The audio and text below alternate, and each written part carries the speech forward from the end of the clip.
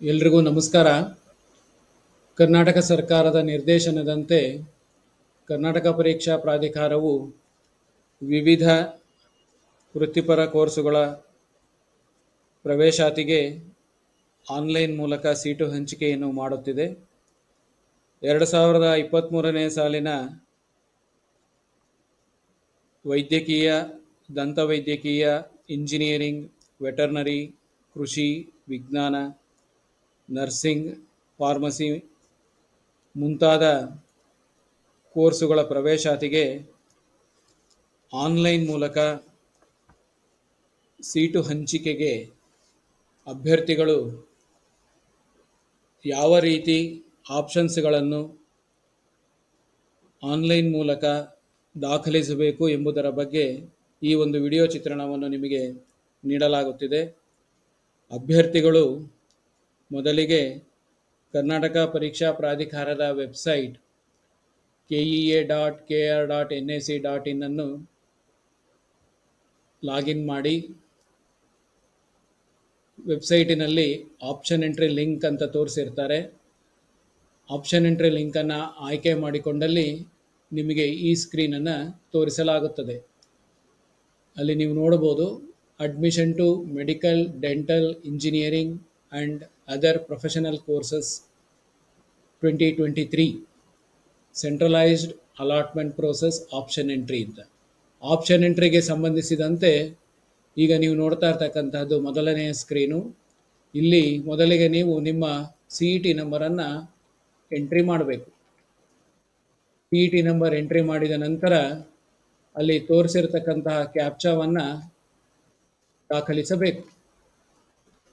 ಕ್ಯಾಪ್ಚಾವನ್ನು ದಾಖಲಿಸಿ submit button ಅಂತ ಇದೆ, ಆ ಸಬ್ಮಿಟ್ ಬಟನನ್ನು ಆಯ್ಕೆ ಮಾಡಿ. ಇಲ್ಲಿ ನಿಮಗೆ ಈ ಎರಡನೇ ಸ್ಕ್ರೀನಲ್ಲಿ ನೀವು ನೋಡ್ತಾ ಇದ್ದೀರಾ ವೆಲ್ಕಮ್. ಅದಾದಮೇಲೆ ಅಭ್ಯರ್ಥಿಯ ಹೆಸರು ಇರುತ್ತೆ.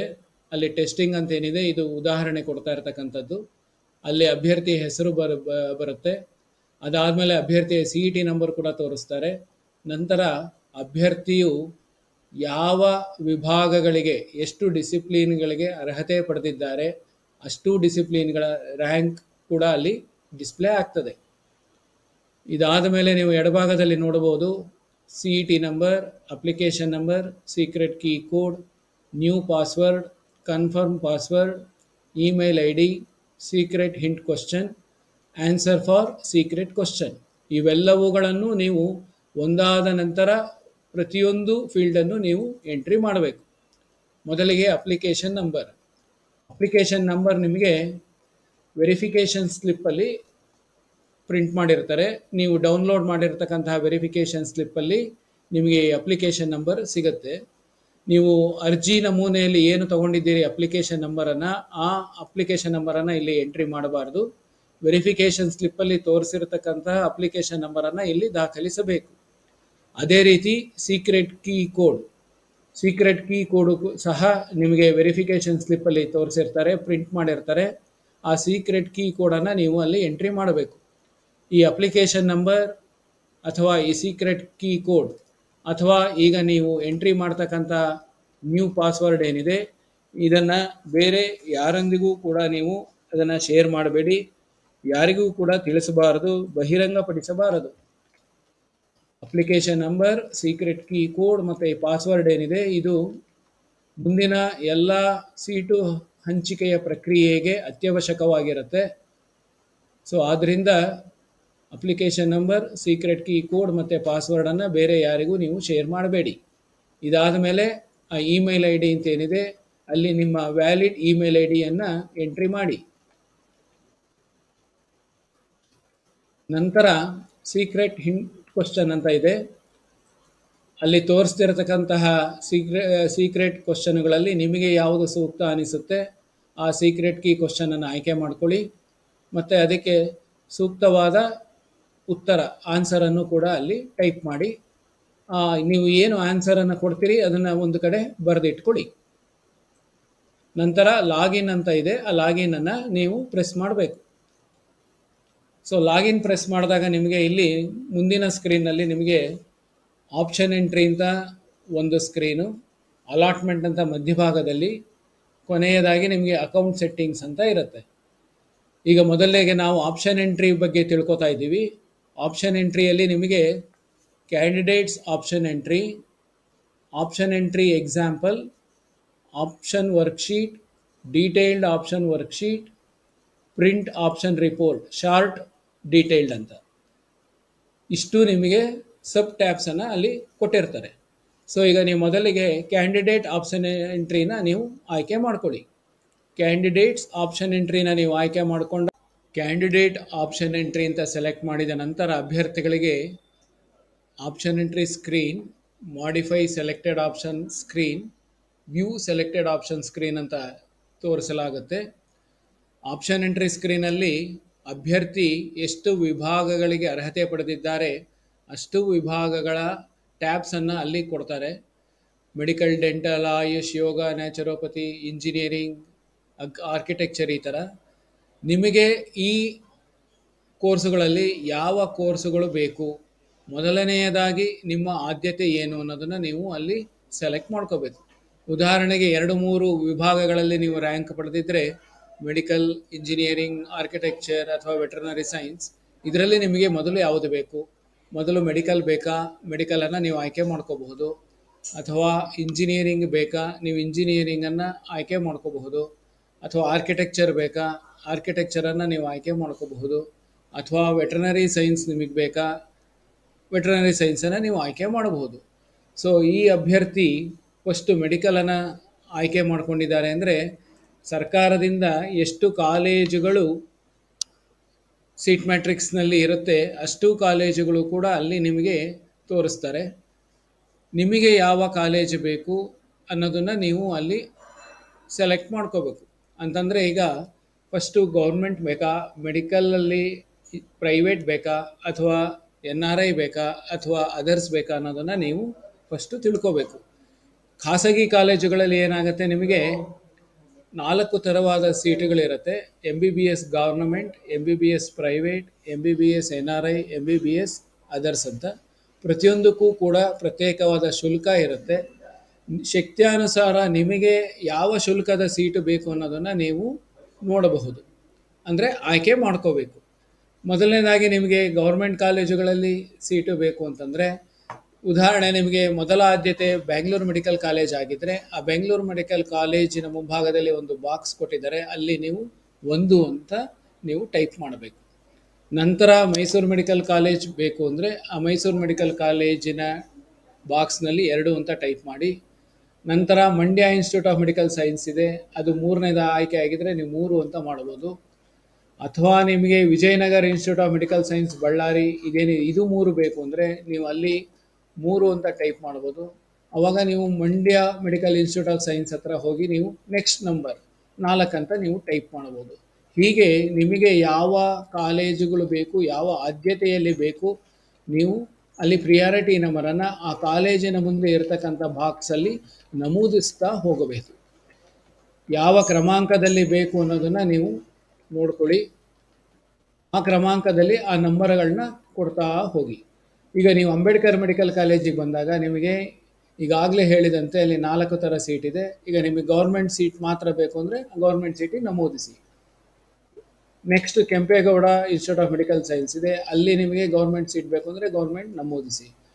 ಅದೇ ರೀತಿ ನೆಕ್ಸ್ಟ್ ನಿಮಗೆ ಬಸವೇಶ್ವರ ಮೆಡಿಕಲ್ ಕಾಲೇಜ್ ಕಾಣುತ್ತೆ, ಅಲ್ಲೂ ಕೂಡ ನೀವು ಗೌರ್ಮೆಂಟ್ ಬೇಕು ಅಂದರೆ ಗೌರ್ಮೆಂಟನ್ನು ನಮೂದಿಸಬಹುದು.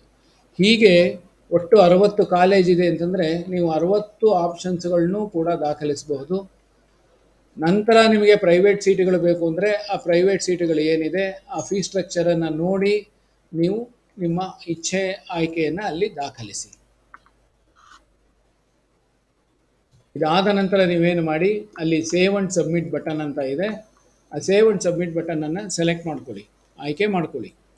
ಆಯ್ಕೆ ಮಾಡಿದ ನಂತರ ನಿಮಗೆ ಮಧ್ಯಭಾಗದ ಸ್ಕ್ರೀನಲ್ಲಿ ನೀವು ಯಾವ ಕಾಲೇಜುಗಳನ್ನ ಆಯ್ಕೆ ಮಾಡ್ಕೊಂಡಿದ್ದೀರಿ ಅಷ್ಟು ಕಾಲೇಜುಗಳು ಆದ್ಯತಾ ಕ್ರಮದಲ್ಲಿ ಅದು ತೋರಿಸುತ್ತೆ. ಇಷ್ಟು ಕಾಲೇಜುಗಳನ್ನ ನೀವು ಆಯ್ಕೆ ಮಾಡ್ಕೊಂಡಿದ್ದೀರಾ ಅಂತ ನೀವು ಅಲ್ಲಿ ನೋಡಬಹುದು. ಸೊ ಇದಾದ ನಂತರ ನಿಮಗೆ ಇಂಜಿನಿಯರಿಂಗ್ ಬೇಕು ಅಂದರೆ ಇಂಜಿನಿಯರಿಂಗ್ ಟ್ಯಾಬ್ ಸೆಲೆಕ್ಟ್ ಮಾಡಿ. ಇಂಜಿನಿಯರಿಂಗ್ ಸೆಲೆಕ್ಟ್ ಮಾಡಿದಾಗ ನಿಮಗೆ ಅಲ್ಲಿ ಕೋರ್ಸ್ ಸೆಲೆಕ್ಷನನ್ನು ಮಾಡ್ಕೋಬೇಕು. ನೀವು ಮೊದಲಿಗೆ ನೀವು ಕೋರ್ಸ್ ಬೇಕು, ನಿಮಗೆ ಯಾವ ಕೋರ್ಸ್ ಬೇಕು ಅಂತ ನೀವು ಅಲ್ಲಿ ಸೆಲೆಕ್ಟ್ ಮಾಡ್ಕೊಳ್ಳಿ. ಕಂಪ್ಯೂಟರ್ ಸೈನ್ಸ್ ಬೇಕಾ, ಕನ್ಸ್ಟ್ರಕ್ಷನ್ ಟೆಕ್ನಾಲಜಿ ಅಥವಾ ಎಲೆಕ್ಟ್ರಾನಿಕ್ಸ್ ಆ್ಯಂಡ್ ಕಮ್ಯುನಿಕೇಷನ್, ಈ ಥರ ನಿಮಗೆ ಯಾವುದು ಬೇಕು ಅನ್ನೋದನ್ನು ಕೋರ್ಸನ್ನು ಸೆಲೆಕ್ಟ್ ಮಾಡಿ. ಈಗ ಉದಾಹರಣೆಗೆ ನಿಮಗೆ ಕಂಪ್ಯೂಟರ್ ಸೈನ್ಸ್ ಆ್ಯಂಡ್ ಇಂಜಿನಿಯರಿಂಗ್ ಬೇಕು ಅಂದರೆ ಕಂಪ್ಯೂಟರ್ ಸೈನ್ಸ್ ಆ್ಯಂಡ್ ಇಂಜಿನಿಯರಿಂಗನ್ನು ನೀವು ಆಯ್ಕೆ ಮಾಡಬಹುದು. ನೀವು ಕಂಪ್ಯೂಟರ್ ಸೈನ್ಸ್ ಇಂಜಿನಿಯರಿಂಗ್ ಆಯ್ಕೆ ಮಾಡಿದ ನಂತರ ನಿಮಗೆ ಕಂಪ್ಯೂಟರ್ ಸೈನ್ಸ್ ಮತ್ತು ಇಂಜಿನಿಯರಿಂಗ್ ಎಷ್ಟು ಕಾಲೇಜುಗಳಲ್ಲಿ ಸೀಟು ಇದೆ ಅನ್ನೋದು ನಿಮಗೆ ಅಲ್ಲಿ ತೋರಿಸುತ್ತೆ. ಸೊ ನಿಮಗೆ ಬೇಕಾಗಿರ್ತಕ್ಕಂತಹ ಕಾಲೇಜುಗಳಲ್ಲಿ ನಿಮಗೆ ಕಂಪ್ಯೂಟರ್ ಸೈನ್ಸ್ ಇಷ್ಟ ಇದ್ದರೆ ನೀವು ನಂತರದ ಪ್ರಿಯಾರಿಟಿ ನಂಬರ್ಗಳ ಆದ್ಯತಾ ಕ್ರಮ ಸಂಖ್ಯೆಯನ್ನು ನೀವು ನಮೂದಿಸುತ್ತಾ ಹೋಗಿ. ಯಾವ ಕಾಲೇಜಲ್ಲಿ ನಿಮಗೆ ಕಂಪ್ಯೂಟರ್ ಸೈನ್ಸ್ ಬೇಕು ಸೆಲೆಕ್ಟ್ ಮಾಡ್ಕೊಳ್ಳಿ. ಸೊ ಇದಾದ ನಂತರ ನೀವು ಸೇವ್ ಅಂಡ್ ಸಬ್ಮಿಟನ್ನು ಸೆಲೆಕ್ಟ್ ಮಾಡಿ. ಸೊ ನಿಮಗೆ ಅಲ್ಲಿ ಮಧ್ಯದ ಸ್ಕ್ರೀನ್ನಲ್ಲಿ ನಿಮಗೆ ಅದು ನೀವೇನು ಆಯ್ಕೆ ಮಾಡಿದ್ದೀರಿ ಅದು ನಿಮಗೆ ಕಾಣುತ್ತೆ. ನಂತರ ನೀವು ಕೋರ್ಸ್ ಬದಲಾವಣೆ ಮಾಡ್ಕೋಬೇಕು ಅಂದರೆ ಇಲ್ಲಿ ಸೆಲೆಕ್ಟ್ ಅಂತ ಮತ್ತೆ ಮಾಡಿಕೊಂಡು ನಿಮಗೆ ಬೇರೆ ಯಾವ ಕೋರ್ಸ್ ಬೇಕು ಆ ಕೋರ್ಸನ್ನು ಸೆಲೆಕ್ಟ್ ಮಾಡ್ಕೊಳ್ಳಿ.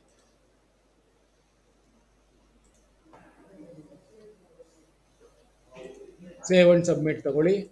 ನಂತರ ಎಲೆಕ್ಟ್ರಾನಿಕ್ಸ್ ಆ್ಯಂಡ್ ಕಮ್ಯುನಿಕೇಷನ್ ಬೇಕು ಅಂದರೆ ಎಲೆಕ್ಟ್ರಾನಿಕ್ಸ್ ಆ್ಯಂಡ್ ಕಮ್ಯುನಿಕೇಷನನ್ನು ನೀವು ಆಯ್ಕೆ ಮಾಡ್ಕೋಬಹುದು.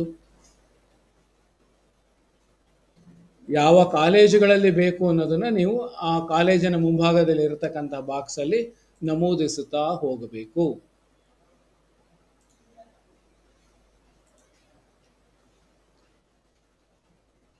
ಸುಮಾರು ಒಂದು 200 ಕಾಲೇಜ್ ಇದೆ ಅಂತಂದರೆ ನಿಮಗೆ 200 ಕಾಲೇಜುಗಳಲ್ಲೂ ಕೂಡ ಆಸಕ್ತಿ ಇದ್ದರೆ ನೀವು 200 ಕಾಲೇಜುಗಳಲ್ಲೂ ಕೂಡ ನೀವು ಆಪ್ಷನ್ಸನ್ನು ದಾಖಲಿಸಬಹುದು. ದಾಖಲಿಸಿದ ನಂತರ ಸೇವ್ ಅಂಡ್ ಸಬ್ಮಿಟ್ ಬಟನನ್ನು ಪ್ರೆಸ್ ಮಾಡಿ ನಿಮಗೆ ಮಧ್ಯಭಾಗದ ಸ್ಕ್ರೀನಲ್ಲಿ ನೀವು ಎಷ್ಟು ಆಪ್ಷನ್ಸನ್ನು ಕೊಟ್ಟಿದ್ದೀರಿ ಅಷ್ಟು ಆಪ್ಷನ್ಸ್ ನಿಮಗೆ ಅಲ್ಲಿ ಡಿಸ್ಪ್ಲೇ ಆಗುತ್ತೆ. ನಂತರ ನೀವೇನು ಮಾಡ್ಬೋದು, ನೀವು ವೆಟರ್ನರಿ ಸೈನ್ಸ್ ಬೇಕು ಅಂದರೆ ವೆಟರ್ನರಿ ಸೈನ್ಸನ್ನು ಸೆಲೆಕ್ಟ್ ಮಾಡಿ ಅಲ್ಲಿ ನೀವು ಪ್ರಿಯಾರಿಟಿ ನಂಬರನ್ನು ನಮೂದಿಸುತ್ತಾ ಹೋಗಬಹುದು. ನಂತರ ಸೇವ್ ಅಂಡ್ ಸಬ್ಮಿಟ್ ಮಾಡಿ ನಿಮಗೆ ವೆಟರ್ನರಿ ಸೈನ್ಸ್ ಕೂಡ ಅಲ್ಲಿ ಬಂದು ಸೇರಿಕೊಂಡಿರುತ್ತೆ. ಆದ್ಯತಾ ಕ್ರಮದ ಪ್ರಕಾರ ನಿಮಗೆ ಅಲ್ಲಿ ಕಾಣುತ್ತೆ. ಇಲ್ಲಿ ಕಾಣ್ತಾ ಇರತಕ್ಕಂತಹ ಕಾಲೇಜುಗಳ ಬಗ್ಗೆ ನೀವು ಬದಲಾವಣೆ ಮಾಡ್ಕೋಬೇಕು ಅಂದರೆ ನಿಮಗೆ ಯಾವುದು ಬೇಡ ಅಂದರೆ ಆ ಕಾಲೇಜುಗಳನ್ನ ತೆಗಿಬೋದು ಅಥವಾ ಪ್ರಿಯಾರಿಟಿ ನಂಬರ್ ಅಂತ ಏನು ಹೇಳ್ತಾರೆ ಆದ್ಯತಾ ಕ್ರಮ ಸಂಖ್ಯೆಯನ್ನು ನೀವು ಬದಲಾಯಿಸ್ಕೋಬಹುದು. ಈಗ 30 ಇರೋದು 31 ಆಗಿದೆ, 31 ಇರೋದು 30 ಆಗಿರುತ್ತೆ. ಅಪ್ಡೇಟ್ ಅಂತ ಕೊಟ್ಟರೆ ಅದು ನಿಮಗೆ ಅಪ್ಡೇಟ್ ಆಗಿ ಆ ಕ್ರಮಾಂಕದಲ್ಲಿ ಕೂತ್ಕೊಳ್ಳುತ್ತೆ. ಈಗ ಉದಾಹರಣೆಗೆ ನಿಮಗೆ 38ನೇದು ಬೇಡ ಅಂದರೆ ನೀವೇನು ಮಾಡಬೇಕು, 0 ಅಂತ ಪ್ರೆಸ್ ಮಾಡಿ ಅಪ್ಡೇಟ್ ಅಂತ ಕೊಡಿ. ಸೊ ನೀವು 0 ಪ್ರೆಸ್ ಮಾಡಿ ಅಪ್ಡೇಟ್ ಕೊಟ್ಟ ತಕ್ಷಣ ಅದು ಆ ಮಧ್ಯಭಾಗದ ಸ್ಕ್ರೀನಿಂದ ಡಿಲೀಟ್ ಆಗುತ್ತೆ. ನಿಮ್ಮ ಆಯ್ಕೆಯಲ್ಲಿ ಅದು ಇರೋದಿಲ್ಲ. ಸೊ ಇನ್ನೂ ಒಂದು ಆಪ್ಷನ್ಸನ್ನು ನೀವು ತೆಗಿಬೇಕು ಅಂದರೆ ಫಾರ್ ಎಕ್ಸಾಂಪಲ್ 38ನೇ ನೀವು ತೆಗೆದಿದ್ದೀರಾ ಅಂದರೆ ಅದನ್ನು 0 ಪ್ರೆಸ್ ಮಾಡಿ ಅಪ್ಡೇಟ್ ಅಂತ ಕೊಡಿ.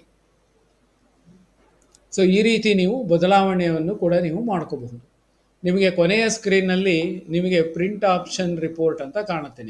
ನೀವು ಯಾವ ಕಾಲೇಜುಗಳು ಹಾಕಿದ್ದೀರಿ ಅದರದ್ದು ಕೋರ್ಸು ಮತ್ತು ಫೀಸ್ ಸ್ಟ್ರಕ್ಚರ್ ಅದು ಕೂಡ ನಿಮಗೆ ಅಲ್ಲಿ ಬರುತ್ತೆ. ಸೊ ನೀವು ಅಲ್ಲಿ ಶಾರ್ಟಾಗಿ ಪ್ರಿಂಟೌಟನ್ನು ತಗೊಳ್ಳಿ, ಡೀಟೇಲ್ಡ್ ಆಗು ಕೂಡ ನೀವು ಪ್ರಿಂಟೌಟನ್ನು ತಗೋಬಹುದು. ಪ್ರಿಂಟೌಟನ್ನು ತಗೊಂಡು ಪರಿಶೀಲಿಸಿ ಮತ್ತೆ ನೀವೇನಾರ ಬದಲಾವಣೆ ಮಾಡಬೇಕು ಅಂತಂದರೆ ಮತ್ತೆ ನೀವು ಈ ಸ್ಕ್ರೀನಿಗೆ ಬಂದು ನಿಮಗೆ ಯಾವ ರೀತಿ ಬದಲಾವಣೆ ಬೇಕು ಅಥವಾ ಯಾವುದಾದ್ರೂ ಹೊಸದಾಗಿ ಆ್ಯಡ್ ಮಾಡಬೇಕಾ, ಮೆಡಿಕಲಲ್ಲಿ ಯಾವುದಾದ್ರೂ ಬಿಟ್ಟೋಗಿದೆಯಾ, ಮೆಡಿಕಲಲ್ಲಿ ನೀವು ಆ್ಯಡ್ ಮಾಡಬೇಕಂದ್ರೆ ಮೆಡಿಕಲನ್ನು ಬಿಟ್ಟೋಗಿರ್ತಕ್ಕಂಥದ್ದನ್ನು ನೀವು ಆ್ಯಡ್ ಮಾಡಬಹುದು. ಅಥವಾ ಡೆಂಟಲ್ ಸೇರಿಸಿಲ್ಲ ಅಂದರೆ ಡೆಂಟಲನ್ನು ನೀವು ಸೇರಿಸ್ಕೋಬಹುದು. ಅದೇ ರೀತಿ ನಿಮಗೆ ಯಾವ ಕೋರ್ಸ್ಗೆ ಆಯ್ಕೆ ಇರುತ್ತೆ, ಇಚ್ಛೆ ಇರುತ್ತೆ ಅದನ್ನು ನೀವು ಅಲ್ಲಿ ಸೆಲೆಕ್ಟ್ ಮಾಡಿಕೊಂಡು ಆ ಡಿಸಿಪ್ಲಿನನ್ನು ಆಯ್ಕೆ ಮಾಡಿ ನೀವು ಆಪ್ಷನ್ಸನ್ನು ನಮೂದಿಸುತ್ತಾ ಹೋಗಬಹುದು. ಪ್ರತಿ ಸಲ ನೀವು ನಮೂದಿಸಿದ ನಂತರ ಸೇವ್ ಅಂಡ್ ಸಬ್ಮಿಟನ್ನು ಸೆಲೆಕ್ಟ್ ಮಾಡ್ಕೊಳ್ಳಿ. ನೀವು ಏನು ಸೇವ್ ಅಂಡ್ ಸೆಲೆಕ್ಟ್ ಮಾಡಿ ಆಯ್ಕೆ ಮಾಡಿರ್ತೀರಿ ಅದು ನಿಮಗೆ ಮಧ್ಯಭಾಗದ ಸ್ಕ್ರೀನಲ್ಲಿ ನಿಮಗೆ ಕಾಣುತ್ತೆ. ಮತ್ತೊಮ್ಮೆ ನಿಮಗೆ ಅಲ್ಲಿ ಪ್ರಿಂಟ್ ಆಪ್ಷನ್ಸ್ ಕೂಡ ಇರುತ್ತೆ. ಮತ್ತೆ ನೀವು ಪ್ರಿಂಟ್ ತಗೊಳ್ಳಿ, ಬದಲಾವಣೆ ಬೇಕು ಅಂದರೆ ಇದೇ ಕ್ರಮವನ್ನು ಅನುಸರಿಸಿ ನೀವು ಬದಲಾವಣೆಯನ್ನು ಮಾಡ್ಕೋಬಹುದು.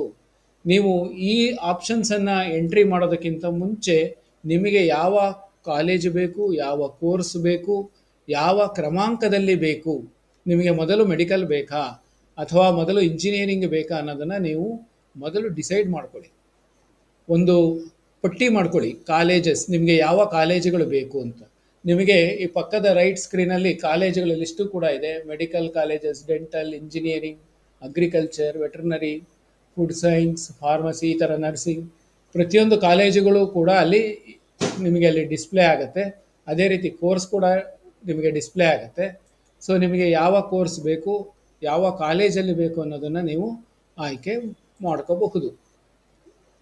ಆಯ್ಕೆ ಮಾಡಿದ ನಂತರ ಸೇವ್ ಅಂಡ್ ಸಬ್ಮಿಟ್ ಮಾಡಿ, ನಂತರ ನೀವು ಅಪ್ಡೇಟ್ ಮಾಡಿ, ನಂತರ ಪ್ರಿಂಟ್ ತಗೊಳ್ಳಿ, ಪರಿಶೀಲಿಸಿ, ನಿಮಗೇನಾದರೂ ಹೊಸದಾಗಿ ಸೇರಿಸಬೇಕಾ ಅಥವಾ ಸೇರಿಸಿರೋದನ್ನು ನೀವು ಬದಲಾವಣೆ ಮಾಡಬೇಕಾ ಅಥವಾ ಯಾವುದಾದ್ರೂ ಕಾಲೇಜ್ ಬೇಡವಾ, ನೀವು ಅದನ್ನು ಡಿಲೀಟ್ ಮಾಡಬೇಕಾ ಅಂದರೆ ಈ ಮಧ್ಯಭಾಗದ ಸ್ಕ್ರೀನಲ್ಲಿ ಬಂದು ನೀವು ಡಿಲೀಟ್ ಮಾಡ್ಬೋದು. ಪ್ರಿಯಾರಿಟಿ ನಂಬರನ್ನು ಬದಲಾವಣೆ ಮಾಡಬಹುದು. ಅಥವಾ ಹೊಸದಾಗಿ ಸೇರಿಸಬೇಕು ಅಂತಂದರೆ ಈ ಲೆಫ್ಟ್ ಸೈಡ್ ಸ್ಕ್ರೀನಲ್ಲಿ ಏನಿದೆ, ಯಾವ ಕೋರ್ಸ್ ಬೇಕು ಅನ್ನೋದನ್ನು ನೀವು ಆಯ್ಕೆ ಮಾಡಿಕೊಂಡು ನಿಮಗೆ ಬೇಕಾಗಿರತಕ್ಕಂತಹ ಕಾಲೇಜನ್ನು ನೀವು ಅಲ್ಲಿ ಆಯ್ಕೆ ಮಾಡಿ ಸೇವ್ ಅಂಡ್ ಸಬ್ಮಿಟನ್ನು ನೀವು ತಗೋಬೇಕು. ಸೊ ಈ ರೀತಿ ಮಾಡೋದಕ್ಕೆ ನಿಮಗೆ ಆಪ್ಷನ್ ಎಂಟ್ರಿ ಅಂತ ಕರೀತಾರೆ. ಇಲ್ಲಿ ಏನು ಮಾಡಿ, ನೀವು ಆಪ್ಷನ್ಸ್ ಎಂಟ್ರಿ ಮುಗಿದ ನಂತರ ನೀವು ಇಲ್ಲಿ ಲಾಗೌಟ್ ಬಟನ್ ಅಂತ ಇರುತ್ತೆ, ಆ ಲಾಗೌಟ್ ಬಟನನ್ನು ನೀವು ಸೆಲೆಕ್ಟ್ ಮಾಡಿ ನೀವು ಲಾಗೌಟ್ ಆಗಬೇಕು. ಅಲ್ಲಿ ಮೇಲೆ ತೋರಿಸ್ತಿರತಕ್ಕಂತಹ ಇಂಟು ಮಾರ್ಕ್ ಅಥವಾ ಎಕ್ಸ್ ಮಾರ್ಕಿಂದ ನೀವು ಸ್ಕ್ರೀನನ್ನು ಕ್ಲೋಸ್ ಮಾಡಬೇಡಿ. ಅಲ್ಲಿ ಬ್ಯಾಕ್ ಟು ಹೋಮ್ ಅಂತ ಇದೆ. ಬ್ಯಾಕ್ ಟು ಹೋಮ್ ಅಂತ ಬಂದಾಗ ನಿಮಗೆ ಈಗಾಗಲೇ ಮೊದಲು ತೋರಿಸಿರ್ತಕ್ಕಂಥ ಸ್ಕ್ರೀನಲ್ಲಿ ನಿಮಗೆ ರೈಟ್ ಸೈಡ್ ಸ್ಕ್ರೀನಲ್ಲಿ ನೋಡಬಹುದು, ನೀವು ಚೇಂಜ್ ಪಾಸ್ವರ್ಡ್ ಇದೆ, ನೀವು ಚೇಂಜ್ ಪಾಸ್ವರ್ಡ್ ಕೂಡ ಮಾಡ್ಕೊಳ್ಳಿ. ಲಾಗಿನ್ ಹಿಸ್ಟ್ರಿ ಇರುತ್ತೆ, ನೀವು ಎಷ್ಟು ಸಲ ಲಾಗಿನ್ ಆಗಿದ್ದೀರಿ ಅದು ಕೂಡ ನೋಡಬಹುದು. ಮೊಬೈಲ್ ನಂಬರ್ ಅಂತ ಇದೆ, ಚೇಂಜ್ ಅಂತ ಇದೆ. ಪ್ರತಿಯೊಬ್ಬರು ಕಡ್ಡಾಯವಾಗಿ ಮೊಬೈಲ್ ನಂಬರನ್ನು ಮತ್ತು ಇಮೇಲ್ ಐ ಡಿಯನ್ನು ನಮೂದಿಸಬೇಕು. ಸರಿಯಾದ ಮೊಬೈಲ್ ಸಂಖ್ಯೆ ಮತ್ತು ಸರಿಯಾದ ಇಮೇಲ್ ಐ ಡಿಯನ್ನು ನಮೂದಿಸಿ. ಒಬ್ಬ ವಿದ್ಯಾರ್ಥಿ ವೈದ್ಯಕೀಯ ಮತ್ತು ಇಂಜಿನಿಯರಿಂಗ್ ಎರಡೂ ಡಿಸಿಪ್ಲಿನ್ಗಳಲ್ಲಿ ಅರ್ಹತೆ ಪಡೆದಿದ್ದರೆ ಹಾಗೂ ಆ ವಿದ್ಯಾರ್ಥಿಯ ಮೊದಲ ಅಪೇಕ್ಷೆ ಅಂದರೆ ಫಸ್ಟ್ ಪ್ರಿಫರೆನ್ಸ್ ಮೆಡಿಕಲ್ ತಗೋಬೇಕು, ನಾನು ಮೆಡಿಕಲ್ ಸೀಟ್ಗೆ ಫಸ್ಟು ಆಪ್ಷನ್ಸ್ಗಳನ್ನು ನೀಡಬೇಕು ಅನ್ನೋದು ಆ ವಿದ್ಯಾರ್ಥಿ ಅಪೇಕ್ಷೆ ಪಟ್ಟಿದ್ದಲ್ಲಿ ಅಂತಹ ವಿದ್ಯಾರ್ಥಿಗಳು ವೈದ್ಯಕೀಯ ಕೋರ್ಸಿಗೆ ಸಂಬಂಧಪಟ್ಟಂತೆ ಸಾಕಷ್ಟು ಹೆಚ್ಚಿನ ಸಂಖ್ಯೆಯಲ್ಲಿ ಇಚ್ಛೆಗಳನ್ನು, ಆಪ್ಷನ್ಸ್ಗಳನ್ನು ನೀಡಬೇಕು. ಈ ಇಚ್ಛೆ ಆಪ್ಷನ್ಸ್ಗಳನ್ನು ನೀಡಬೇಕಾದ್ರೆ ಕಾಲೇಜುಗಳಲ್ಲಿ ನಿಗದಿಪಡಿಸಿರತಕ್ಕಂತಹ ಶುಲ್ಕವನ್ನು ಗಮನಿಸಿ, ಕಡ್ಡಾಯವಾಗಿ ಗಮನಿಸಬೇಕು. ನಿಮ್ಮ ಶಕ್ತ್ಯಾನುಸಾರ ನೀವು ಶುಲ್ಕದ ವಿವರಗಳನ್ನು ತಿಳಿದುಕೊಂಡು ನೀವು ಆಪ್ಷನ್ಸ್ಗಳನ್ನು ನಮೂದಿಸಬೇಕು. ಯಾವ ಆಯ್ಕೆಗಳನ್ನು ನಮೂದಿಸಬೇಕು ಎನ್ನುವುದು ಕುರಿತು ನೀವು ಮನೆಯಲ್ಲಿ ಪೂರ್ವಭಾವಿಯಾಗಿ ಸಿದ್ಧತೆಯನ್ನು ಮಾಡಿಕೋಬೇಕು. ತಮ್ಮ ಪೋಷಕರ ಹತ್ರ ಸಮಾಲೋಚನೆ ಮಾಡಬೇಕು. ನಿಮಗೆ ಯಾವ್ಯಾವ ಆಪ್ಷನ್ಸ್ ಬೇಕು ಅನ್ನೋದನ್ನು ಮೊದಲು ಒಂದು ಬಿಳಿ ಹಾಳೆಯಲ್ಲಿ ಬರ್ಕೋಬೇಕು, ಪಟ್ಟಿ ಮಾಡ್ಕೋಬೇಕು. ನಂತರ ನೀವು ಆಪ್ಷನ್ಸ್ಗಳನ್ನು ದಾಖಲಿಸಬೇಕು. ಈಗ ಇಲ್ಲಿ ಗಮನಿಸ್ಬೋದು, ನೀವು ಮೆಡಿಕಲ್ ಮತ್ತು ಇಂಜಿನಿಯರಿಂಗ್ ಎರಡೂ ವಿಭಾಗದಲ್ಲಿ ರ್ಯಾಂಕ್ ಪಡೆದಿರತಕ್ಕಂಥ ಅಭ್ಯರ್ಥಿ ಮೊದಲಿಗೆ ಮೆಡಿಕಲ್ ಸೀಟುಗಳನ್ನು, ಆಪ್ಷನ್ಸ್ಗಳನ್ನು ದಾಖಲಿಸಿದ್ದಾರೆ. MBBS ಗೌರ್ಮೆಂಟ್ ಈ ಥರ ನೀವು ಇಲ್ಲಿ ನೋಡ್ತಾ ಇದ್ದೀರಾ. ಅಲ್ಲಿ ಹಾಗೆ MBBS ಗೌರ್ಮೆಂಟ್ ಅನ್ನೋದ್ರ ಪಕ್ಕದಲ್ಲಿ ಫೀ ಸ್ಟ್ರಕ್ಚರ್ ಕೂಡ ಅಲ್ಲಿ ಡಿಸ್ಪ್ಲೇ ಆಗಿರುತ್ತೆ. ಆ ಫೀ ಸ್ಟ್ರಕ್ಚರನ್ನು ನೀವು ಗಮನಿಸಬೇಕು.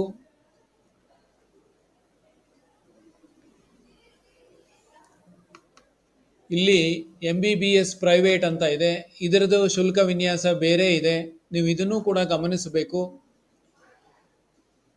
ಸೊ ಹೀಗೆ ಪ್ರತಿಯೊಂದು ಕಾಲೇಜಿನಲ್ಲಿ ಇರ್ತಕ್ಕಂಥ MBBS ಪ್ರೈವೇಟ್ ಅದರದ ಶುಲ್ಕ ಏನಿದೆ ನೀವು ಇದನ್ನು ಗಮನಿಸಿ. ಇಲ್ಲಿ ತೋರಿಸ್ತಿರ್ತಕ್ಕಂಥ ಆಪ್ಷನ್ಸ್ ಏನಿದೆ ಇದು ಬರೀ ಸ್ಯಾಂಪಲ್ ಅಷ್ಟೇ, ನೀವು ಇದನ್ನೇ ಯೂಸ್ ಮಾಡಬಾರ್ದು. It is only A sample, ಇದನ್ನು ಫಾಲೋ ಮಾಡಬಾರ್ದು. ಸೊ ಇದಾದ ಮೇಲೆ ಅಭ್ಯರ್ಥಿ ಏನು ಮಾಡಿದ್ದಾರೆ, ಮೆಡಿಕಲ್ಗೆ ಸಾಕಷ್ಟು ಸಂಖ್ಯೆಯಲ್ಲಿ ಕೊಟ್ಟಿದ್ದಾರೆ. ಇದಾದ ನಂತರ ಅವರು ಇಂಜಿನಿಯರಿಂಗ್ ಆಪ್ಷನ್ಸನ್ನು ಕೊಟ್ಟಿದ್ದಾರೆ.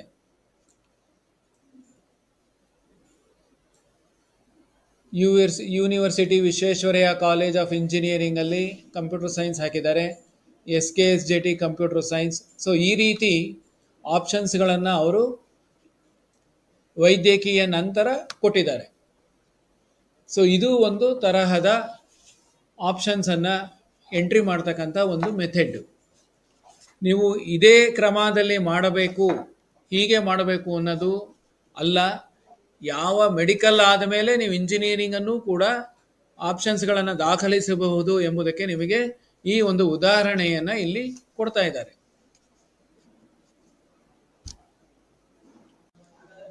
ಇದೇ ರೀತಿ ಒಬ್ಬ ವಿದ್ಯಾರ್ಥಿ ಕೇವಲ ವೈದ್ಯಕೀಯ ಕೋರ್ಸಿಗೆ ಮಾತ್ರ ಆಸಕ್ತಿ ಇದ್ದರೆ ಅಂತಹ ಅಭ್ಯರ್ಥಿ ವೈದ್ಯಕೀಯ ಕೋರ್ಸುಗಳ ಮೇಲೆ ಮಾತ್ರ ಹೆಚ್ಚಿನ ಗಮನವನ್ನು ನೀಡಬೇಕು. ಅಭ್ಯರ್ಥಿಯು ತನಗೆ ಆಸಕ್ತಿ ಇರತಕ್ಕಂತಹ ವೈದ್ಯಕೀಯ ಕಾಲೇಜುಗಳು ಅವುಗಳನ್ನು ಆದ್ಯತಾ ಕ್ರಮದಲ್ಲಿ ದಾಖಲಿಸಬಹುದು. ಈ ಉದಾಹರಣೆಯಲ್ಲಿ ವೈದ್ಯಕೀಯ ಕಾಲೇಜುಗಳು ಮಾತ್ರ ನಿಮಗೆ ಕಾಣಕ್ಕೆ ಸಿಗುತ್ತೆ. ವೈದ್ಯಕೀಯ ಕಾಲೇಜುಗಳನ್ನು ಮಾತ್ರ ನೀವು ನೋಡಬಹುದು ಇದರಲ್ಲಿ.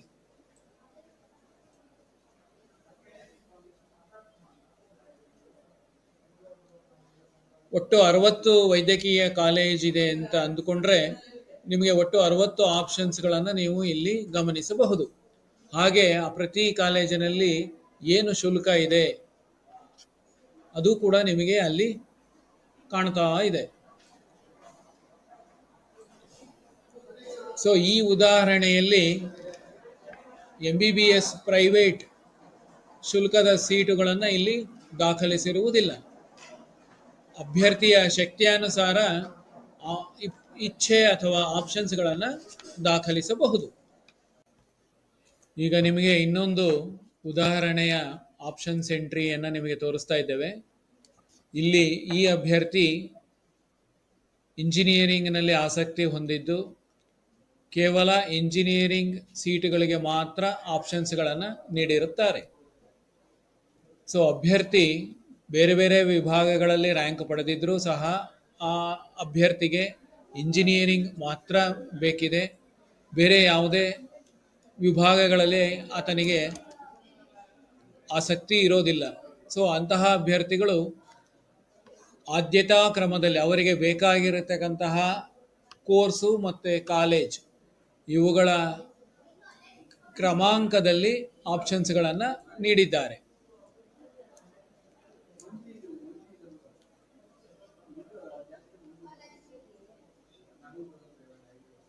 ಇಲ್ಲಿ ಉದಾಹರಣೆಗೆ ಮಾತ್ರ ನಿಮಗೆ 60 ಆಪ್ಷನ್ಸನ್ನು ತೋರಿಸಿದೆ.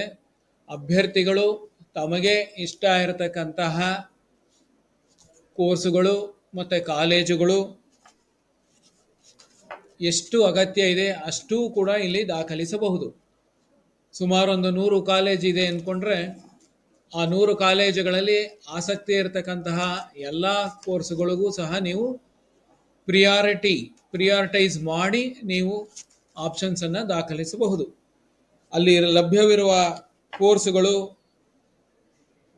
ಮತ್ತು ಅಲ್ಲಿ ಇರತಕ್ಕಂತಹ ಪ್ರಯೋಗಾಲಯದ ಸೌಲಭ್ಯಗಳು ಹಾಗೂ ಇತರೆ ಮಾಹಿತಿಯನ್ನು ಸಂಗ್ರಹಿಸಿ ನಿಮಗೆ ಯಾವುದು ಬೇಕು ಆ ಕಾಲೇಜುಗಳನ್ನು ಒಂದು ಪಟ್ಟಿ ಮಾಡ್ಕೊಳ್ಳಿ. ಇಂಜಿನಿಯರಿಂಗ್ಗೆ ಸಂಬಂಧಪಟ್ಟ ಹಾಗೆ ಮತ್ತು ಕೋರ್ಸು ಕೂಡ ಪಟ್ಟಿ ಮಾಡ್ಕೊಳ್ಳಿ.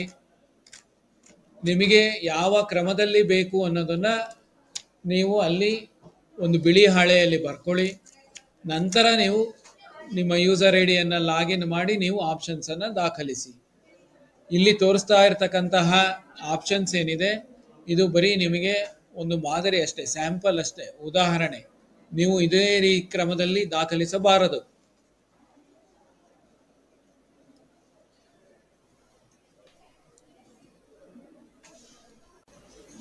ಈ ಒಂದು ಉದಾಹರಣೆಯಲ್ಲಿ ವಿದ್ಯಾರ್ಥಿ ಒಂದಕ್ಕಿಂತ ಹೆಚ್ಚು ಡಿಸಿಪ್ಲಿನ್ಗಳಿಗೆ ಅರ್ಹತೆ ಪಡೆದಿದ್ದಾರೆ. ಅಂದರೆ ವೈದ್ಯಕೀಯ, ಇಂಜಿನಿಯರಿಂಗ್, ಆರ್ಕಿಟೆಕ್ಚರ್ ಮತ್ತು ಕೃಷಿ ವಿಜ್ಞಾನ ಕೋರ್ಸುಗಳಿಗೆ ಎಲ್ಲವನ್ನೂ ಕಂಬೈನ್ಡ್ ಮಾಡಿ ಆಪ್ಷನ್ಸ್ಗಳನ್ನು ದಾಖಲಿಸಿದ್ದಾರೆ. ಅಭ್ಯರ್ಥಿ ಮೊದಲಿಗೆ ವೈದ್ಯಕೀಯ ಸೀಟುಗಳಿಗೆ ಆಪ್ಷನ್ಸನ್ನು ನೀಡಿದ್ದಾರೆ. ನಂತರ ಇಂಜಿನಿಯರಿಂಗ್ ಕೋರ್ಸ್ಗೆ ಆಪ್ಷನ್ಸನ್ನು ನೀಡಿದ್ದಾರೆ. ನಂತರ ಆರ್ಕಿಟೆಕ್ಚರ್ ಕೋರ್ಸ್ಗೆ ಹಾಕಿದ್ದಾರೆ. ನಂತರ ಮತ್ತೆ ಇಂಜಿನಿಯರಿಂಗ್ ಕೋರ್ಸನ್ನು ನಮೂದಿಸಿದ್ದಾರೆ. ನಂತರ ವೈದ್ಯಕೀಯ ಸೀಟುಗಳಿಗೆ ಮತ್ತೆ ಆಪ್ಷನ್ಸನ್ನು ನೀಡಿದ್ದಾರೆ. ನಂತರ ಕೃಷಿ ವಿಜ್ಞಾನ ಕೋರ್ಸುಗಳಿಗೆ ಆಪ್ಷನ್ಸನ್ನು ನೀಡಿ ವೈದ್ಯಕೀಯ ಸೀಟುಗಳನ್ನು ಮತ್ತೆ ಹಾಕಿದ್ದಾರೆ. ಅಭ್ಯರ್ಥಿ ಎಷ್ಟು ವಿಭಾಗಗಳಲ್ಲಿ ಅರ್ಹತೆ ಪಡೆದಿದ್ದಾರೆ ಅಷ್ಟು ವಿಭಾಗಗಳಿಗೂ ಸಹ ಆದ್ಯತೆಗಳನ್ನು ನಮೂದಿಸಬಹುದು. Medical, dental, engineering, architecture, veterinary, farm science ಅಂದರೆ ಕೃಷಿ ವಿಜ್ಞಾನ ಕೋರ್ಸುಗಳು, ಫಾರ್ಮಸಿ, ಬಿ ಫಾರ್ಮಾ, ನರ್ಸಿಂಗ್, ಈ ಥರ ಎಷ್ಟು ವಿಭಾಗಗಳಲ್ಲಿ ಅರ್ಹತೆ ಇದೆ ಅಷ್ಟು ವಿಭಾಗಗಳಲ್ಲಿ ಆಸಕ್ತಿ ಇದ್ದರೆ ಅಭ್ಯರ್ಥಿಗಳು ಆಪ್ಷನ್ಸ್ಗಳನ್ನು, ಇಚ್ಛೆಗಳನ್ನು ದಾಖಲಿಸಬಹುದು. ಈ ಉದಾಹರಣೆಯಲ್ಲಿ ತೋರಿಸಿರ್ತಕ್ಕಂಥ ಕಾಲೇಜುಗಳು ಕಂಬೈನ್ಡ್ ಆಪ್ಷನ್ಸ್ ಮಾತ್ರ ಅಲ್ಲಿ ತೋರಿಸಿದೆ. ವೈದ್ಯಕೀಯ ವಿಭಾಗದಲ್ಲಿ ಸುಮಾರು 60 ಕಾಲೇಜು ಇದ್ದರೆ ಅಭ್ಯರ್ಥಿ ಆಸಕ್ತಿ ಇದ್ದಲ್ಲಿ 60 ಕಾಲೇಜುಗಳಿಗೂ ನೀಡಬಹುದು. ಅದೇ ರೀತಿ ಇಂಜಿನಿಯರಿಂಗಲ್ಲಿ 100 ಕಾಲೇಜ್ ಇದೆ ಅಂದರೆ 100 ಕಾಲೇಜಲ್ಲಿ ಇರತಕ್ಕಂತಹ ಕೋರ್ಸುಗಳಿಗೆ ಯಾವ ಕೋರ್ಸುಗಳಿಗೆ ಆಸಕ್ತಿ ಇದೆ, ಯಾವ ಕಾಲೇಜುಗಳಿಗೆ ಆಸಕ್ತಿ ಇದೆ ಅಷ್ಟು ಕಾಲೇಜು ಮತ್ತು ಕೋರ್ಸುಗಳನ್ನು ಆದ್ಯತಾ ಕ್ರಮದಲ್ಲಿ ದಾಖಲಿಸಬಹುದು. ಅಭ್ಯರ್ಥಿ ದಾಖಲಿಸುವ ಆದ್ಯತೆ ಕ್ರಮ ಸಂಖ್ಯೆಗಳಲ್ಲಿ ಇರಬೇಕು. ಅಂದರೆ ತನಗೆ ಇಷ್ಟವಿರುವ ಕೋರ್ಸುಗಳು ಕ್ರಮಾಂಕ, ಕೋರ್ಸುಗಳು ಮತ್ತು ಕಾಲೇಜುಗಳ ಕ್ರಮಾಂಕದಲ್ಲಿ ಆಪ್ಷನ್ಸನ್ನು ದಾಖಲಿಸಬೇಕು. ಮೊದಲಿನ ಇಚ್ಛೆಗೆ ಆಪ್ಷನ್ಸ್ಗೆ 100% ಆದ್ಯತೆ ಇದೆ ಎಂದು ಪರಿಗಣಿಸಿದರೆ ನಂತರದ ಆದ್ಯತೆಗಳು ಇಳಿಕೆ ಕ್ರಮದಲ್ಲಿ ಅಂದರೆ ಅವರೋಹಣ, ಡಿಸೆಂಡಿಂಗ್ ಆರ್ಡ್ರಲ್ಲಿ ಇರಬೇಕು. ಅಭ್ಯರ್ಥಿ ದಾಖಲಿಸುವ ಇಚ್ಛೆ ಮತ್ತು ಆಯ್ಕೆಗಳು ಮೆರಿಟ್ ಆಧಾರದ ಮೇಲೆ ಹಂಚಿಕೆಯಾದಲ್ಲಿ ಅಭ್ಯರ್ಥಿಯು ಕಾಲೇಜಿನಲ್ಲಿ ಪ್ರವೇಶ ಪಡೆಯುತ್ತೇನೆ, ಆದ್ದರಿಂದ ನಾನು ಆಪ್ಷನ್ಸ್ಗಳನ್ನು ನೀಡುತ್ತಿದ್ದೇನೆ, ನನಗೆ ಈ ಕ್ರಮಾಂಕದಲ್ಲಿ ಬೇಕು, ಮೊದಲಿಗೆ ಮೆಡಿಕಲ್ ಬೇಕು, ಅಥವಾ ಮೊದಲಿಗೆ ಇಂಜಿನಿಯರಿಂಗ್ ಬೇಕು, ಅಥವಾ ಮೊದಲು ನನಗೆ ಕೃಷಿ ವಿಜ್ಞಾನ ಕೋರ್ಸುಗಳಲ್ಲಿ ಆಸಕ್ತಿ ಇದೆ, ಅಥವಾ ನಾನು ಮೊದಲು ವೆಟರ್ನರಿ ಕೋರ್ಸುಗಳು ತಗೋತೀನಿ. ನಿಮ್ಮ ಆಸಕ್ತಿಗೆ ಅನುಗುಣವಾಗಿ ಆಪ್ಷನ್ಸ್ಗಳನ್ನು ದಾಖಲಿಸಬೇಕಾಗ್ತದೆ. ಸೀಟುಗಳ ಹಂಚಿಕೆಯನ್ನು ಸಂಪೂರ್ಣವಾಗಿ ವಿದ್ಯಾರ್ಥಿಗಳು ನೀಡುವ ಇಚ್ಛೆಗಳು ಅಂತಂದರೆ ಆಪ್ಷನ್ಸನ್ನು ಪರಿಗಣಿಸಿ ಅವರ ಮೆರಿಟ್ ಮತ್ತು ರ್ಯಾಂಕಿಗೆ ಅನುಸಾರವಾಗಿ ಮಾಡಲಾಗುತ್ತದೆ. ಆದ್ದರಿಂದ ಅಭ್ಯರ್ಥಿಗಳು ಬಹಳ ಎಚ್ಚರಿಕೆಯಿಂದ ತಮಗೆ ಬೇಕಾಗಿರತಕ್ಕಂತಹ ಕಾಲೇಜು ಮತ್ತು ಕೋರ್ಸುಗಳು ಯಾವ ಕ್ರಮಾಂಕದಲ್ಲಿ ಬೇಕು ಎನ್ನುವುದನ್ನು ಒಂದು ಪಟ್ಟಿ ಮಾಡಿಕೊಂಡು ನಂತರ ನೀವು ಈ ಆನ್ಲೈನ್ ಪೋರ್ಟಲ್ನಲ್ಲಿ ನೀವು ಆಪ್ಷನ್ಸ್ಗಳನ್ನು ದಾಖಲಿಸುವುದು ಸೂಕ್ತ. ಸಂಪೂರ್ಣವಾಗಿ ಈಗಾಗಲೇ ಹೇಳದಂತೆ ಸೀಟು ಹಂಚಿಕೆ ಮೆರಿಟ್ ಮತ್ತು ಅಭ್ಯರ್ಥಿಗಳು ದಾಖಲಿಸುವ ಇಚ್ಛೆ ಮತ್ತು ಆಯ್ಕೆಗಳನ್ನು ಅವಲಂಬಿಸಿರುತ್ತದೆ. ವಿದ್ಯಾರ್ಥಿಗಳಿಗೆ ಉತ್ತಮವಾದ ಸೀಟು ದೊರಕಲಿ ಎಂದು ಆಶಿಸುತ್ತಾ ಎಲ್ರಿಗೂ ಧನ್ಯವಾದಗಳು.